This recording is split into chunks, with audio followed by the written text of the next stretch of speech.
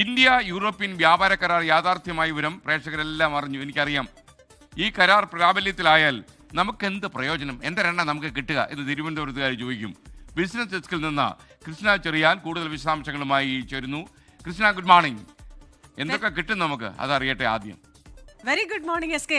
അല്പസമയം മുമ്പ് ഒരു പ്രേക്ഷകൻ എസ് കെന്നോട് ചോദിച്ചില്ലേ, ഇന്ത്യ യൂറോപ്യൻ യൂണിയൻ വ്യാപാര കരാർ സാധ്യമായി കഴിഞ്ഞു കഴിഞ്ഞാൽ നല്ലൊരു കരാറാണെന്ന്. അത് തന്നെയാണ് എനിക്കും പറയാനുള്ളത്.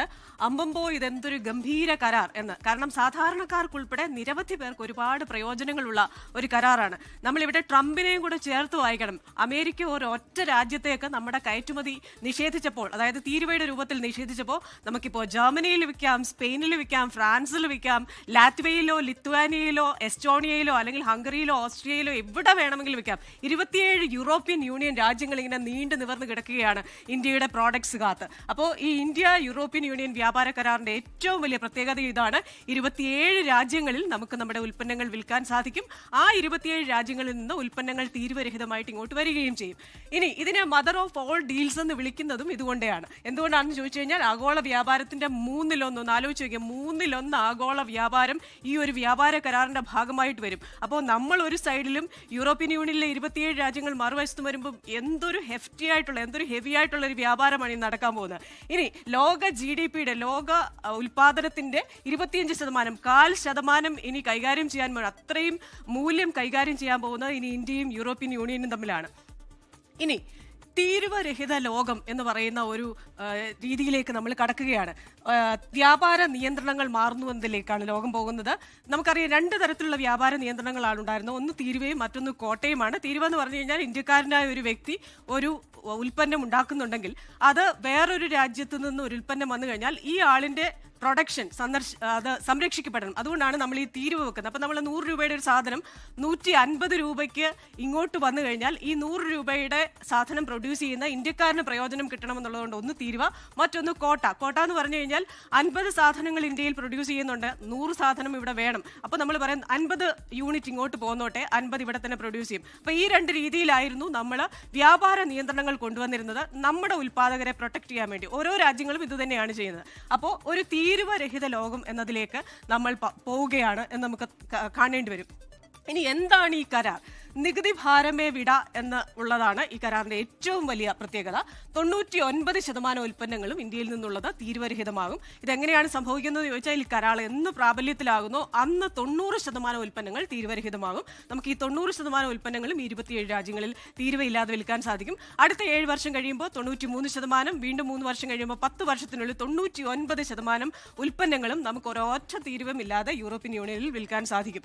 ഇനി കൂടുതൽ ഓർഡർ നമുക്ക് ലഭിക്കും. അങ്ങനെ തീരുവയില്ലാതെ നമ്മുടെ വസ്തുക്കൾ അങ്ങോട്ട് ചെല്ലുമ്പോൾ കൂടുതലായിട്ട് ഡിമാൻഡ് വരും, കൂടുതൽ ഓർഡർ ലഭിക്കും.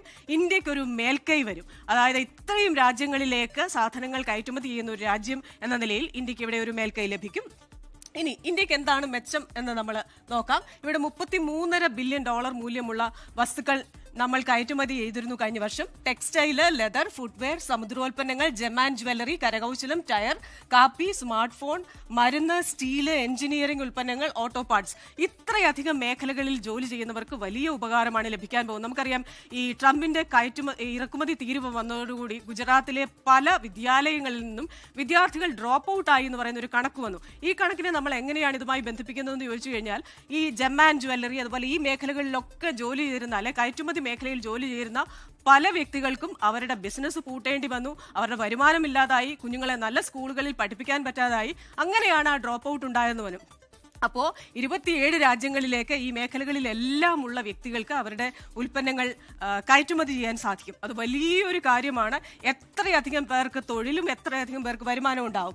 ഇനി യൂറോപ്പിന് എന്ത് കിട്ടുമെന്ന് ചോദിച്ചാൽ 97% ഉൽപ്പന്നങ്ങൾ അവർക്ക് ഇന്ത്യയിലേക്ക് തീരുവയില്ലാതെ കൊണ്ടുവരാൻ പറ്റും. ആദ്യം 30%, 10 വർഷത്തിൽ 93% കോട്ട അടിസ്ഥാനത്തിലായിരിക്കും ഇത് ലഭിക്കുന്നത്. ഇനി ഇന്ത്യ യൂറോപ്യൻ വ്യാപാര വരുമാനം എന്ന് പറയുന്നത് 2024-25 കണക്ക് പ്രകാരം $136.53 ബില്യൺ. ഇവിടെ ശ്രദ്ധിക്കേണ്ടത് നമുക്ക് മിച്ച വ്യാപാരമാണുള്ളത്. നമ്മുടെ ഇറക്കുമതി കുറവും കയറ്റുമതി കൂടുതലുമാണ്. അപ്പൊ നമ്മൾ കയറ്റുമതി കൂട്ടുമ്പോൾ, വീണ്ടും കൂടുമ്പോൾ നമുക്കത് വലിയ പ്രയോജനം ലഭിക്കും. കേരളത്തിന് എന്താണ് പ്രതീക്ഷ? നമ്മുടെ സമുദ്രോൽപ്പന്ന മേഖലകൾക്ക് വലിയ പ്രതീക്ഷയാണ്. കാരണം നമ്മുടെ മത്സ്യസമ്പത്തും മത്സ്യോൽപ്പന്നങ്ങളും നമുക്ക് കയറ്റുമതി ചെയ്യാൻ സാധിക്കും. നമ്മുടെ സ്പൈസസ് അല്ലെങ്കിൽ സുഗന്ധ വ്യഞ്ജനങ്ങൾ യൂറോപ്യൻ രാജ്യങ്ങളിലേക്ക് കയറ്റുമതി ചെയ്യാൻ പറ്റും. നമുക്ക് കിലുക്കത്തിലെ ഡയലോഗ് ഓർമ്മയുണ്ടാകും, തിലകന്റെ കഥാപാത്രത്തോട് ഞാൻ എൻ്റെ സ്വന്തം കാറിൽ വരും എന്ന് പറയുന്ന ആ കഥാപാത്രത്തിന്റെ ഡയലോഗ്. അപ്പോൾ ഇതൊന്ന് എഡിറ്റ് ചെയ്യേണ്ടി വരും, ഞാൻ എൻ്റെ സ്വന്തം ആഡംബര കാറിൽ വരും എന്ന് പറയേണ്ടി വരും. ഇനി നമുക്ക് ബെൻസോ BMW ഓഡിയോ ഒന്നും വാങ്ങിക്കാൻ വലിയ വില കൊടുക്കേണ്ടി വരില്ല, ഇറക്കുമതി ചെയ്ത വാഹനങ്ങൾ. അപ്പോൾ എസ്കെന്റെ ബെൻസ് മാറിയിട്ട് ഇനി ഒരു മക്ലാരനോ ലോട്ടസോ ഒക്കെ വേണമെങ്കിൽ വാങ്ങിക്കാം. അപ്പോൾ 110% തീരുവയിൽ നിന്ന് 10% തീരുവ കുറയുകയാണ്. അപ്പോൾ Mercedes Benz, BMW, Audi, JLR, Rolls Royce, Aston Martin ഈ കാറുകളെല്ലാം ഇനി വലിയ വിലക്കുറവിൽ ഇന്ത്യയിലേക്ക് ലഭിക്കാൻ പോകുന്നു. ഇറക്കുമതി ചെയ്ത മദ്യത്തിന് ഇത് നമുക്ക് പറയുന്നതിൽ വലിയ താല്പര്യമില്ല, കാരണം മദ്യപിക്കാതിരിക്കുന്നതാണ് എപ്പോഴും നല്ലത്. 150% നിന്ന് 20% തീരുവ കുറയുമ്പോൾ വില കുറയും. വൈൻ, ബിയർ, സ്പിരിറ്റ്, ഭക്ഷ്യോൽപ്പന്നങ്ങൾ ഇവയുടെയൊക്കെ വില കുറയും. അതേസമയം കാർഷികോൽപ്പന്നങ്ങളെ അരിയും പഞ്ചസാരയും കോഴിയിറച്ചിയും ബീഫും എത്തനോളും ക്ഷീരോൽപ്പന്നങ്ങളും ഒക്കെ നമ്മൾ പ്രൊട്ടക്ട് ചെയ്യുന്നുണ്ട്. ട്രംപ് വളരെ അൺഹാപ്പിയാണ്. ഇത് യുദ്ധ ഫണ്ടിംഗ് ആണ്. വിലപേശൽ ശേഷി അമേരിക്കയുടേത് കുറയും, കാരണം നമ്മൾ ഇത്രയും രാജ്യങ്ങളുമായി വ്യാപാരത്തിന് പോവുകയാണ്. അതുകൊണ്ട് ട്രംപ് വളരെ നിരാശനാണ്. ഡോളറിന്റെ കരുത്ത് കുറയ്ക്കും, ഒപ്പം തന്നെ US വിപണി നഷ്ടപ്പെടും. അതേസമയം നമുക്ക് ഒരുപാട് വിപണി ലഭിക്കും എന്ന് പറയുന്ന ആനുകൂല്യമുണ്ട്. അതുകൊണ്ട് തന്നെ മൊത്തത്തിൽ ഈ കരാർ ഇന്ത്യക്ക് വലിയ ഉപകാരമാണ്, സാധാരണക്കാർക്കടക്കം ചെയ്യാൻ പോകുന്നത്. Thank you Krishnan. അങ്ങനെ തന്നെ വേണം. ആർക്ക്? നമ്മുടെ ഡൊണാൾഡ് ട്രംപിന്. ലോകത്തെവിടെയായാലും ഏത് സമയത്തും 24 വാർത്തകളും ഓഗ്മെന്റഡ് റിയാലിറ്റി പാക്കേജുകളും എക്സ്പ്ലെയിനറുകളും വിശദമായി കാണാൻ ഞങ്ങളുടെ YouTube ചാനൽ നിങ്ങൾക്ക് സബ്സ്ക്രൈബ് ചെയ്യാം.